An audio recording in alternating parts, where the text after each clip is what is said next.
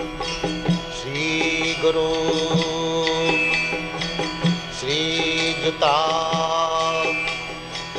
Padakamalang.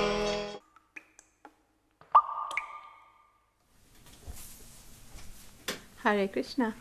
Welcome to our channel Bhagavad-gita. Here it is, because we have it, Bhagavad-gita as it is, translation and commentary by His Divine Grace A.C. Bhaktivedanta. And my name is Labanga Latika. So we are reading the 10th chapter. We have just begun. It's called The Opulence of the Absolute. And we will get to hear more about Krishna, of course, because Bhagavad-gita is Krishna's book.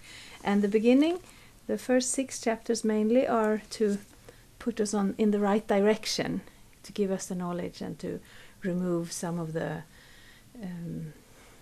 misunderstandings or the ignorance that kind of gets in the way. And here we're getting more closer to Krishna. And today I'm reading text 2. Name vidu suragana prabhavangna maharshayaha aham adirhi devanang maharshinang chasarvashaha. Neither the hosts of demigods nor the great sages know my origin or opulence, for in every respect I am the source of the demigods and sages. So Krishna started this chapter by saying, listen again, Arjuna, because you are my dear friend. For your benefit I shall speak to you further, giving knowledge that is better than what I have already explained. Supreme, Paramam. I think that's what he's saying. This knowledge is so that is Bhagavad Gita actually. Krishna isn't just giving Arjuna a pep talk, go out and fight. He's also not just saying the absolute truth is like this, bam. He builds it up so that we come from all the different directions and we have a basis, like the first, or rather the second chapter, where Krishna describes the nature of the soul. Because unless we understand that I am not this body, I am the soul within the body, then the motivation to actually go deeper into the Bhagavad Gita isn't really there. So now we're in the 10th chapter, and this verse Krishna is saying that he's the source of the demigods and the sages, which here I'm speaking from Sweden, and in general the Western world we're not so familiar with the demigods and the sages. But especially if you study the original Vedas, the demigods are there very prominently, and Krishna is helping us out of everything that gets in the way of realizing ourselves and understanding the absolute truth. I'm reading the purport. As stated in the Brahma Samhita, Lord Krishna is the Supreme Lord. No one is greater than him. He is the cause of all causes. Ishvara Parama Krishna Satchitananda Vigraha Anadir Adir Govinda Sarvakarana Karanam. Here it is also stated that by the Lord personally, that he is the cause of all the demigods and sages. Even the demigods and great sages cannot understand Krishna. They can understand neither his name nor his personality. So what is the position of the so-called scholars of this tiny planet? No one can understand why this supreme God comes to earth as an ordinary human being and executes such wonderful, uncommon activities. One should know then that scholarship is not the qualification necessary to understand Krishna. Even the demigods and the great sages have tried to understand Krishna by their mental speculations, and they have failed to do so. In the Srimad Bhagavatam also it is clearly said that even the great demigods are not able to understand the Supreme Personality of Godhead. They can speculate to the limit of their imperfect senses and can reach the opposite conclusion of impersonalism, of something not manifested by the 3 qualities of material nature, or they can imagine something by mental speculation, but it is not possible to understand Krishna by such foolish speculation. Yes, so Prabhupada brings this point up, that sometimes, well, all the time, we come from some background, we have some inclination. Some people are religious, but sometimes religion gives you a certain level of faith, but not so much knowledge and understanding of how things are actually working in this world. And then some people study philosophy even by the Vedic traditions, and you get to a certain point. You can understand maybe the nature of Brahman, the nature of the spiritual world. You can understand this material world is temporary. And maybe you can even understand that there must be a supreme intelligence, a supreme will to give direction to this creation and everything. But you can't imagine him. It's like anybody who is a person. When you go to your first day in school, you may sit home and think, what will my teacher be like? You know. And then you can make some idea in your mind that it will be a lady, she will be like that, it will be a man, he will be like that. But that has no bearing on the person you will actually meet when you get there.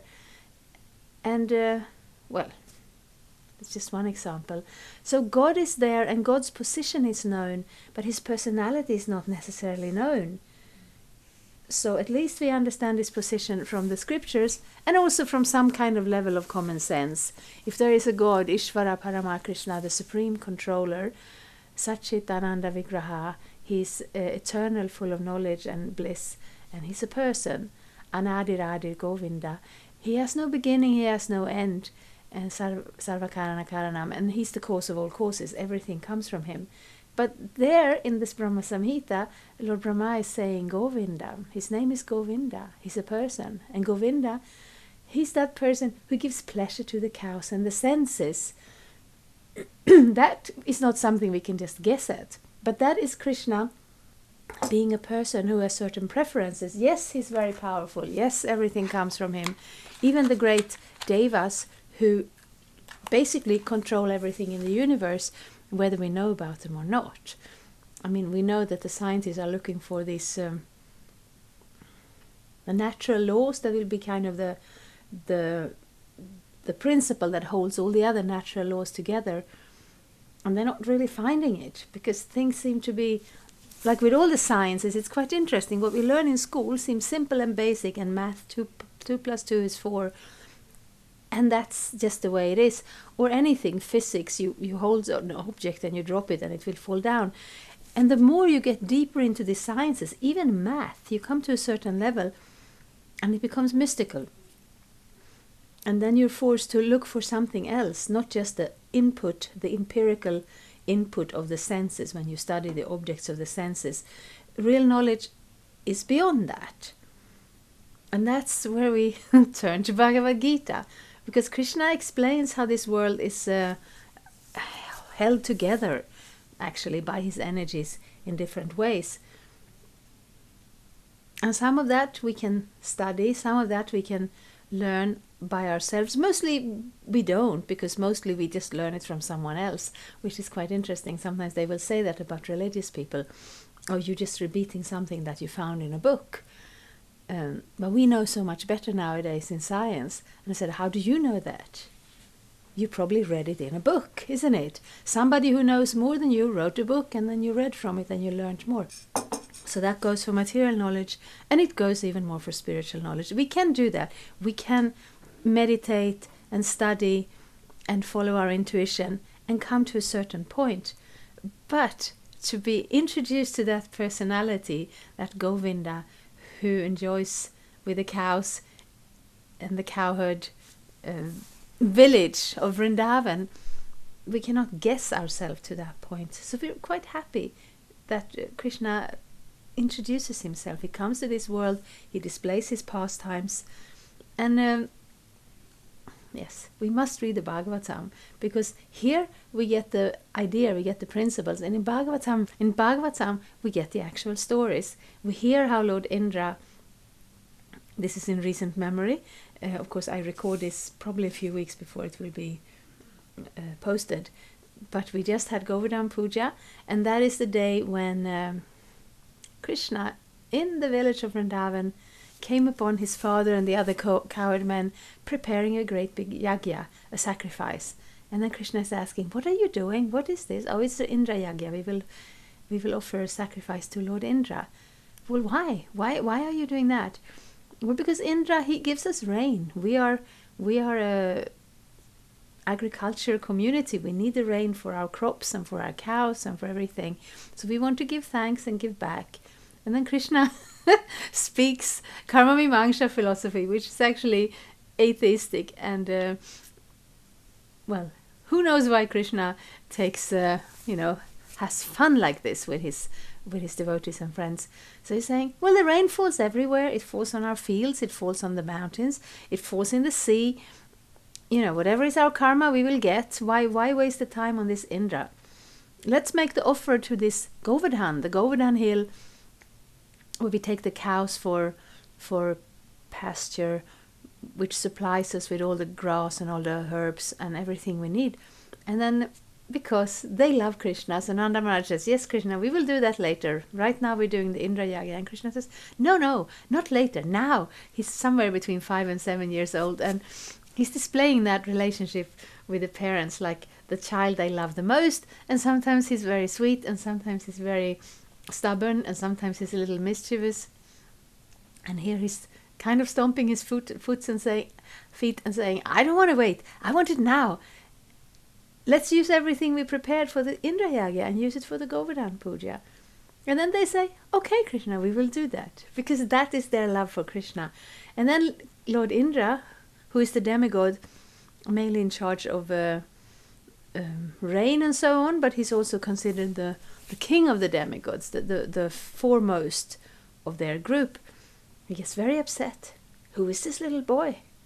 What is he doing? And what are the people doing following him? This is not right. I will teach him a lesson. And he sends for all the clouds for rain and hailstorms and lightning and thunder. And the whole village gets inundated. He calls for the Samvartaka cloud, which is this heavy, heavy cloud that comes at the end of the creation to destroy the whole world. They're coming there at the behest of King Indra. And then all the people, they naturally turn to Krishna. They don't see him as God. They see him as this lovely boy that they love most of all. Whatever he's doing, that is where their heart is drawn. Their hearts are drawn. But also in a situation like this, a precarious situation, they have no other shelters. They come to Krishna and said, what do we do? We're inundated by this Indra's rain clouds and we can't live. What do we do? And Krishna says, well, don't worry about it. I will pick up this Govardhan hill. Whoever picks up a hill, there is no handle on the hill. How do you pick it up? Krishna picks it up, carries it on his left little finger, and tells the inhabitants, please come under here, take your cows with you, and we will all go under the Govardhan hill, and we will be safe here. And they are safe there because Krishna makes it so. It's not really like if you're in a big, heavy rainstorm like this and you carry an umbrella, you will still get wet feet because the water will still run everywhere. But no, not here. Krishna keeps it out. Krishna takes care of everything. And then Indra starts to realize that he probably made a mistake in reacting in this way to Krishna, because he's one of the devas. He's a servant of Krishna, of Vishnu. But he got a little carried away with his own power and position. So he comes to Krishna and asks for forgiveness. He bows his head down to Krishna in a secluded place. And Krishna accepts him because he knows he's my devotee, but he made a mistake, so I had to show him. So like this, the devas are always, Krishna's servants, and their origin is Krishna, and their goal is to serve Krishna, but they can get a little carried away with their position, their power, their opulence, and so on. Here the Lord indirectly says that if anyone wants to know the absolute truth, here I am present as the Supreme Personality of Godhead. I am the Supreme. One should know this, although one cannot understand the inconceivable Lord who is personally present, he nonetheless exists. We can actually understand Krishna, who is eternal, full of bliss and knowledge, simply by studying his words in the Bhagavad-gita and Srimad Bhagavatam. The conception of God as some ruling power, whereas the impersonal Brahman, can be reached by a person who are in the inferior energy of the Lord, but the personality of Godhead cannot be conceived unless one is in the transcendental position. So sometimes they say that there may be a God, there may not be a God. It's impossible to know. And yes, by our own endeavor, we cannot reach God. But for God, it is not impossible to reveal himself. And here he's giving the recommendation how we approach him by studying the words of the Bhagavad-gita and the Srimad Bhagavatam, which is not simply an academic exercise, it is also a kind of service. We are approaching Krishna's words out of respect and appreciation and love for him. So in this way Krishna reciprocates with us. Because most men cannot understand Krishna in his actual situation. Out of his causeless mercy he descends to show favor to such speculators. Yet, despite the Supreme Lord's uncommon activities, these speculators, due to contamination in the material energy, still think that the impersonal Brahman is the Supreme. Only the devotees who are fully surrendered unto the Supreme Lord can understand, by the grace of the Supreme Personality of Godhead, that he is Krishna. So yes, there are two things. We're in the material world, which is a bit distant, which is separated from the spiritual world. So if we want to go back to Krishna, we have to know how to do it. And also we have to know why. So Krishna comes here and displays his own pastimes. He doesn't have to. He has his own spiritual planet. He has the whole spiritual world. But he comes here to enjoy certain pastimes and also to give us the opportunity to know him, to hear about him, to become attracted to him again. And yet some people will not be interested. So that's one thing. We don't have to be interested, but Krishna makes sure that we have the opportunity to connect to him, to hear about him, to know about him. The devotees of the Lord do not bother about the impersonal Brahman conception of God. Their faith and devotion bring them to surrender immediately unto the Supreme Lord. And out of the causeless mercy of Krishna, they can understand Krishna. No one else can understand him. So even great sages agree. What is Atma? What is the Supreme? It is he whom we have to worship. So that is a basic understanding of reality. And today, our general idea is so far from this that we find it a little foreign, a little simplistic, a little unnecessary. But actually, it doesn't matter which end we start. If we start by studying physics, or if we start by practicing yoga and meditation, or if we start by an attraction to the arts, or if we start by looking for a relationship, a loving relationship, all these things have one thing in common. We are individuals, we are living entities, we have desires for relationship and happiness and fulfillment. All of that comes from Krishna. But we have forgotten him, so we are looking for different aspects of Krishna. That's one translation of the name Krishna. He's all attractive, which means everything that we are attracted to, every single thing is an aspect of Krishna. So when we are avoiding him personally, then we are looking for him, either his opulences, either trying to imitate him, trying to find something. Anything we find in this world is just different aspects of Krishna's energy. And anything that is valuable to us as persons is, a reflection of something that is in Krishna. So here we get to hear about Krishna and we get to know him better and better. And let's keep reading the Bhagavad-gita. And I hope you will come back week after week and hear the Bhagavad-gita with me. Hare Krishna. Thank you for watching. We aim for updates every Tuesday and Friday. Please come back. If you have any questions or comments, please leave them down there. We also have some links and information for you. And there is, of course, the subscribe button. Thank you. Hare Krishna. I'm a Hare Krishna, and I approve this message. Subscribe. Hare Krishna, Krishna Krishna, Hare Hare, Hare Rama, Rama Rama.